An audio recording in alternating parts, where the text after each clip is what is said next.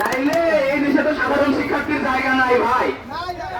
তাইলে আপনি বললেন যত দিনমজুর, কামার, কুমোর, জেলে, কৃষক, কারো ছেলে মেয়ের পড়াশোনা করার দরকার নাই।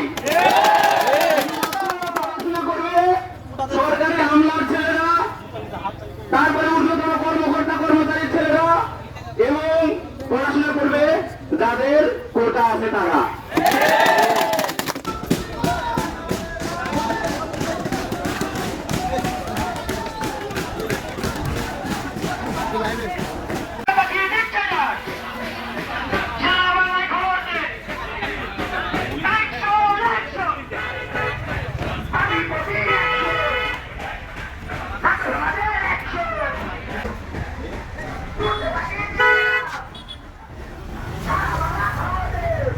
আচ্ছা পাঠান সামনে গাড়ি রাস্তা ব্লক করে নিচ্ছে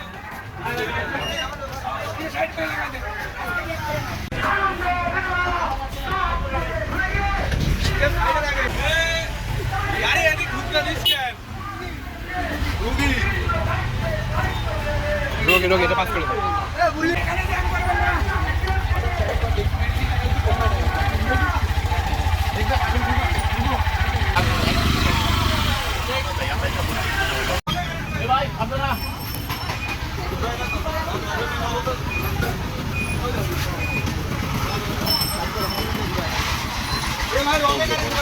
বলছে